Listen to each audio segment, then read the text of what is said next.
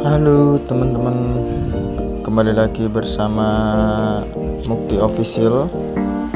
Kali ini kita akan membahas tentang cara memperbaiki HP Redmi Note 8 Pro dengan kerusakan pada konektor casnya. Jadi HP ini awal mulanya bisa masuk ke tempat saya itu karena tidak bisa dicas. Jadi kita akan mencoba untuk memperbaiki masalah yang ada pada HP ini. Kenapa kok HP-nya tidak bisa dicas?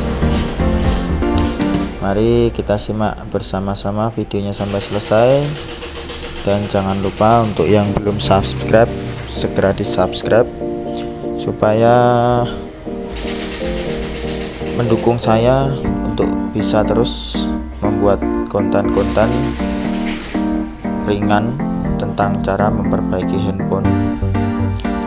Jadi pertama kita lepas dulu konektor SIM cardnya, tempat SIM cardnya kita lepas.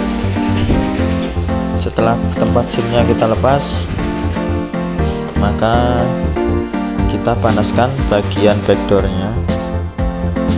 Jadi bagian backdoornya ini kita melepasnya dengan cara memanaskan. Kali ini saya menggunakan korek dulu ya. Saya coba menggunakan korek dulu apakah berfungsi.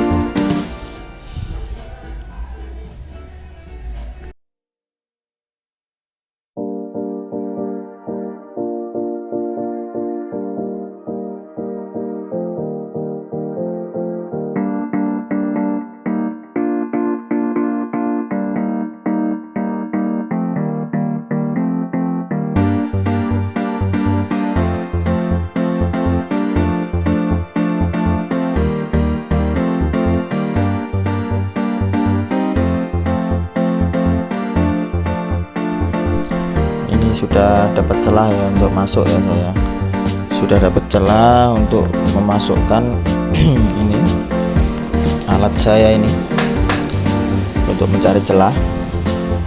Sepertinya masih agak susah ya karena ini handphone masih original, masih belum pernah dibongkar sebelumnya, jadi memang agak berat.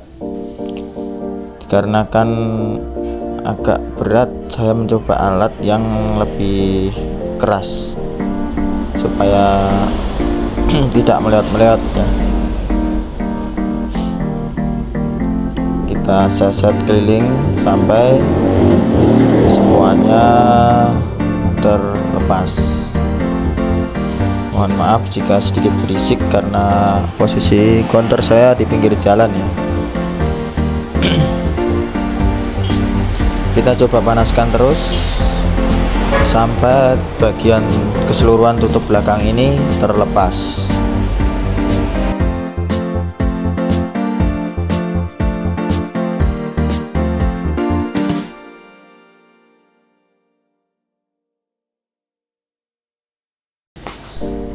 Dan jangan lupa pada saat kita memasukkan ini pembukanya ini jangan sampai terlalu dalam ya, karena di dalam ini ada fleksibel fingerprint, ada fleksibel LCD, fleksibel LCD.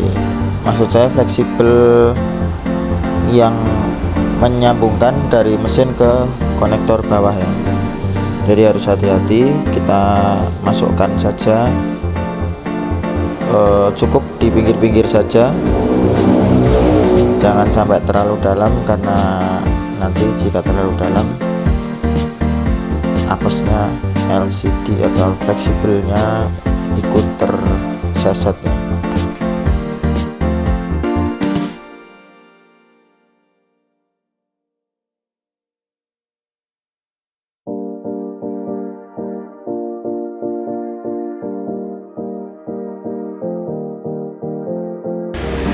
Ya ini udah mulai terbuka, jadi kita bisa mengangkatnya pelan-pelan. Seperti ini ya wujud dalamnya. Ada fleksibel soket konektor yang menjulang dari mesin atas ke bawah. Ini tadi kalau terlalu dalam kita memasukkannya bisa terseset.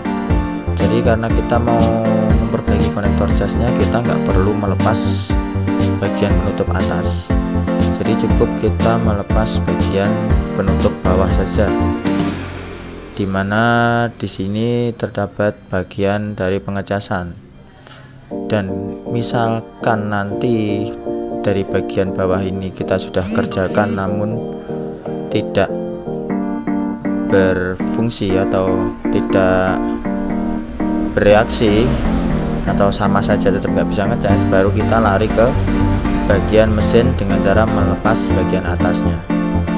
Kami berdoa saja semoga ini hanyalah masalah yang terjadi dari konektor jasnya. Kita lepas dulu semua bautnya, kita pastikan seluruh baut sudah kita lepas ya.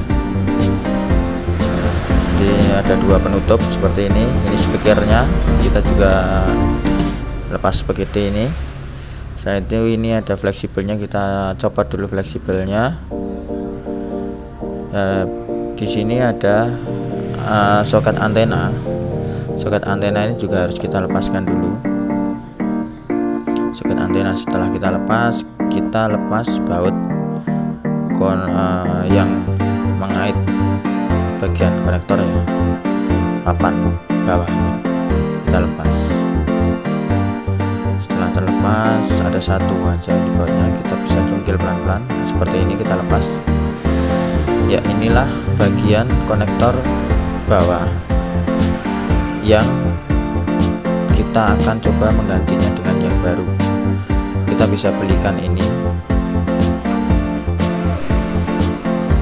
Setelah kita lepas, maka di sini saya sudah menyiapkan papan konektor barunya ya. Nah, ini wujud konektor barunya. Ini di sini tertulis PCB plus CC, yaitu konektor cas, konektor charger atau konektor bawah untuk Redmi Note 8 Pro. Ini kita lepas, kita sobek dulu pembungkusnya. Ini kita bisa belikan di toko spare part maupun di toko-toko online kepercayaan dari teman-teman semua ya. Kita bisa pasangkan yang baru ini nanti ke tempat yang tadi. Ini yang baru dan yang lama perbandingannya seperti ini ya. Ini ada karet untuk bagian headset dan juga bagian konektor. Kita bisa pindahkan ke konektor yang baru supaya nanti di konektor yang baru itu bisa presisi ya. Ini karet seperti karet pengganjal supaya tidak kopong atau tidak tidak oblak lah. Ini karet bagian konektor jasnya juga kita lepas, kita pindahkan ke yang baru. Nah, seperti ini. Setelah semuanya kita pindahkan, baru kita pasang konektornya di sini. Kita pasangkan dari bawah ya, jadi kita masukkan seperti ini. Nah, kita dorong ke bawah ini supaya masuk ya ke lubang konektor jas dan lubang headsetnya. Jangan lupa untuk soket antenanya kita betulkan ya, seperti ini. Kita bisa pasang seperti ini. Setelah bunyi klik, nah, ada bunyi cetek gitu, berarti sudah mapan. Setelah itu kita bisa pasang ini soket antenanya, lalu kemudian nanti kita pasang soket fleksibel yang menghubungkan dari mesin ke papan konektor bawah.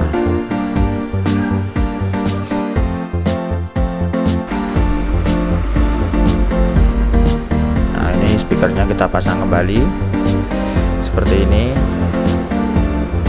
Setelah itu kita baut.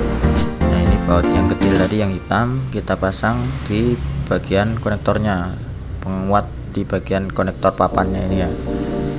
Jangan lupa kita pasang. Nah, seperti ini. Setelah itu kita tutup penutupnya ini yang kedua. lalu kita bautnya untuk yang warna hijau ada 2 biji seperti ini yang panjang. Ini untuk bagian bawah atau di bagian, tepatnya di bagian konektor casnya. Kenapa? Karena ini bautnya lebih panjang daripada baut yang lain. Nah, setelah itu bisa kita pasangkan sisanya ke tempat-tempat baut yang belum kita baut.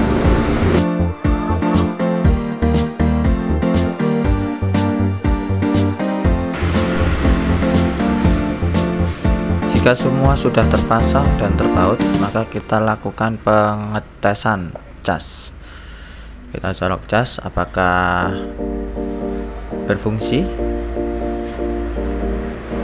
Alhamdulillah, handphone sudah menandakan ada tanda-tanda kehidupan ya, yang tadinya mati sekarang sudah hidup, muncul logonya, dan ya ini tanda bahwa handphone ini sudah bisa mengecas, yaitu muncul gambar baterai. Ini posisi baterainya ngedrop sekali ya, karena nggak bisa dicas mungkin sebelumnya, jadi sampai 0%. Nah, setelah itu kita bisa memasang bagian tutup belakangnya. Namun jangan lupa sebelum kita pasang, alangkah baiknya jika kita bersihkan dulu karet-karet atau sisa-sisa lem yang menempel di bagian tutup belakangnya maupun di bagian belakang handphonenya, supaya pada saat kita lem dengan lem yang baru, nanti lem yang lama ini tidak mengganggu dan tidak membuat tutupnya ini melembung atau tidak rapat ya. Jadi kita bersihkan dulu dari sisa-sisa lem sampai benar-benar bersih, baru kita beri lem baru.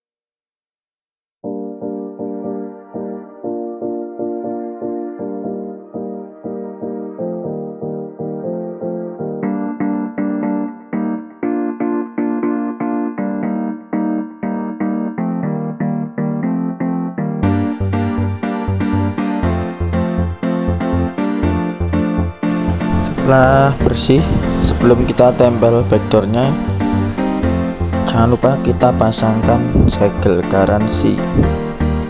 Jika kita mempunyai segel garansi, maka kita pasang segel garansi dan diberi tanggal perbaikan. Jadi kita bisa tahu berapa lama handphone ini terakhir diperbaiki jika ada komplain atau suatu saat kembali lagi ke kita. Namun saya tidak pernah mendoakan handphone kalian atau handphone orang-orang itu rusak terus dibawa ke sini, enggak ya. Saya tetap mendoakan Pak untuk handphonenya itu awet-awet ya. Jangan lupa setelah kita pasang segelnya, baru kita berikan lem pada bagian belakangnya sampai merata.